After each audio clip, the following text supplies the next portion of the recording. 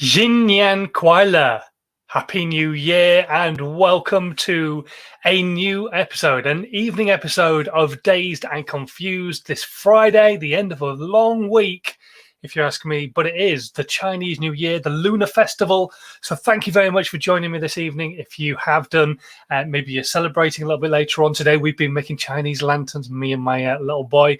It's been Daddy Daycare Day, which is why it's a bit of a late episode today. But we are going to be here. We're going to be talking about foreign language content, because what better time to talk about it than the new year of the Chinese New Year, the year of the ox. And a lot of people say Happy New Year in lots of different ways for Chinese.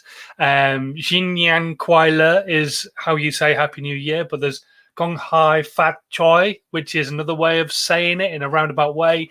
But anyway, I want to talk to you about the use of foreign languages in your social media content going forwards.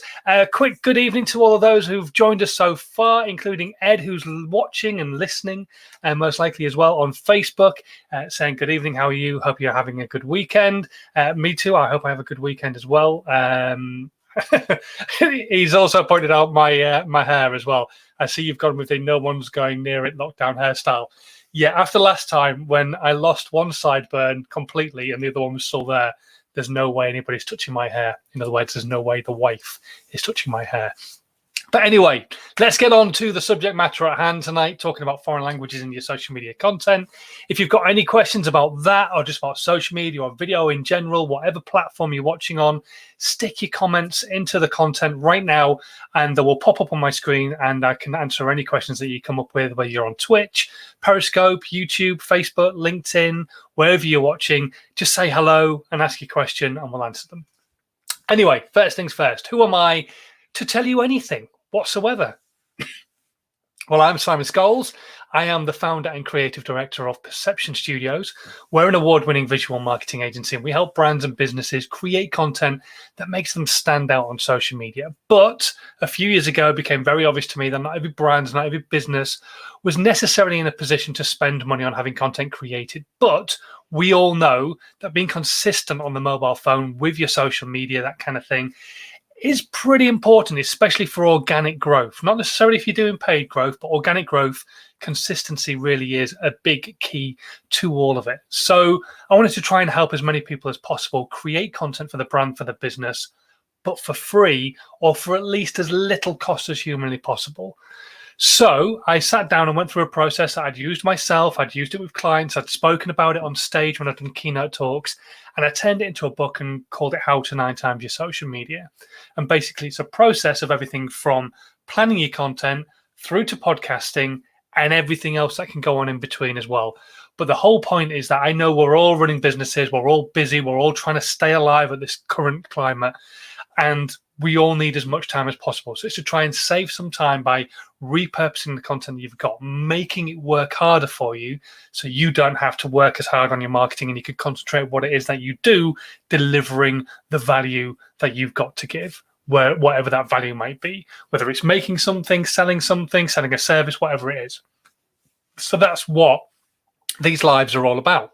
That's what all my content is all about, is trying to help you start creating content for your brand, for your business, for free. My second favorite 4-letter word in the world. So today we're going to talk about international language content, mainly because it is Chinese New Year, but this is something I've come across in the past. It's something I've spoken about in the past, and I think it's a really important thing for brands to take on board, especially those who are maybe selling something that might not necessarily work as well in their native country as they might do somewhere else. So I want to give you an example of something that I was chatting about. So I was working with a client and they sold a product that actually, when they started to look at their analytics and where it was selling better and doing better, and it was an actual product that they sold, they found it was selling better in a country in the Far East. Sorry, not in the Far East, in the Middle East. And they were still producing content for their social media channels in English. And so I sat down and had a conversation with them and said, look, if that product's selling really well there, then it's obviously you've obviously got a market there, but they know about your product. But what about if you spoke to them in their language? More people would learn about your products, and they would then appeal to a wider audience. Now, that doesn't mean you'd necessarily do it through your actual English channel. What you would probably do is start a foreign language social media set of channels that will work for them specifically. Now, their main channel of communication to these people was Instagram. So it was, well, start an Instagram account speaking to them in Arabic and create content specifically for them in Arabic. It doesn't mean you have to take more photographs or anything else like that. Just whatever you write, whatever you put over the top of your images, whatever you write in your content in the description, do it in Arabic so that it actually appeals to that audience. And so they started doing that and then saw a huge uplift in sales in that particular region. And I've seen a lot of different brands and people doing this themselves in the past. Gary Vaynerchuk is a prime example. He has foreign language accounts in lots of different areas, not just in Asia, not just in the Middle East, but in all sorts of different places, because he understands not everybody speaks English. And especially in somewhere like China or Japan or the Middle East, where English probably isn't even a second language, they know there's lots of different dialects, that it's actually really worth and really powerful for them to be creating content that they're talking to that audience in. And it just helps them appeal to that audience a little bit more. Remember, we are always trying to, with our social media, remove a pain point, which their pain point is whatever your product does. But also the other pain point is, well, I don't understand what you're saying. Your product might be perfect for me, but I wouldn't know that because I don't understand. Whereas if you just remove that pain point, then it's a really great way of actually creating that emotional connection between you and them, helping them become part of your community, part of your brand, but in a completely different language. So when you come off the back end of this live broadcast, I want you to think about it. This isn't going to suit every single brand out there. This is not going to suit every single person listening to this or watching this live content. But if you sell a product that might actually do quite well in other countries, so you might be selling 70% of your product in the UK, brilliant. But where's the other 30%? If it's 30% in one specific place, or maybe 15% split in two different places, then maybe it's worth you thinking about creating content, talking to them in that language. And Ed has just asked a fantastic question, which is one thing I was just about to move into, is saying, is there a tool out there that does foreign subtitles? You've mentioned English subtitles, but can any of those help with translation of videos? And they can. So there is a fantastic app. I've talked about it many times. It is linked in the section below. It is an affiliate link, which means I'll get a little bit of money back, which is great for me. And you get to save some money as well if you've never used them as a service. It's rev.com, and they do translation services. They will do translations of captions if you want to, so you can have subtitles in a different language on your content, or they can help you with translations of transcripts and things like that, so that you have a load of stuff already translated into a different language. Now, they don't do every language in the world, but they do the more popular spoken languages. So the French is the Germans, the Spanish is the Arabics, the Mandarins, those kind of languages. So that's one great tool. There are obviously loads of translation services out there, but they might become a little bit more expensive than using something like rev.com. It's not something I've necessarily looked at. Rev is generally the place I go to for this kind of thing, and it's where I direct people. But there are other companies out there who will do translation services. So if you're really adamant against going with rev.com, or really adamant against using my link to give me some money and save some cash, then have a look at what other services there are out there. But Ed's a prime example of where this could be quite a positive thing, in the fact that actually Leeds United are liked in many different parts of the world.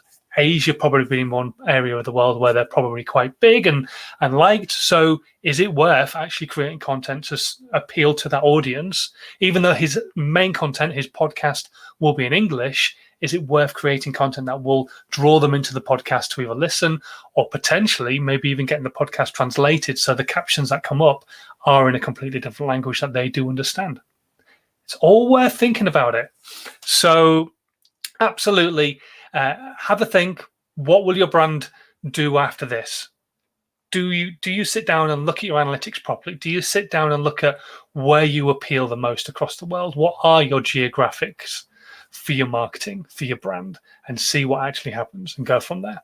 Let's have a look at some of the stuff that's coming through. Here we go. So Ed is also asking, does video perform better than still images and text on social media, or does it at least perform better than Liverpool have been performing recently?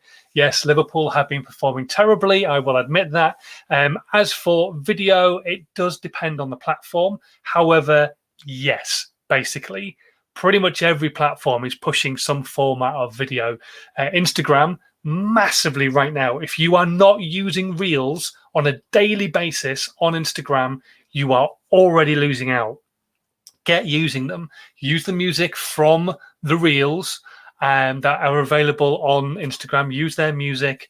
Don't put too much text on it. Try and say what you've got to say with just a few little punctuations or bullet points, or even actually you speaking. But yeah, video performs better pretty much everywhere, let's be honest. Moving pictures, they say a picture paints 1,000 words. Well, a moving picture is going to paint 1,000,000, let's be honest. And so yeah, 100% video is a hugely, hugely powerful tool. If you're not already using video for your brand, for your business, you definitely need to be thinking about it. And I know I run a visual marketing agency, but it's just the way it is.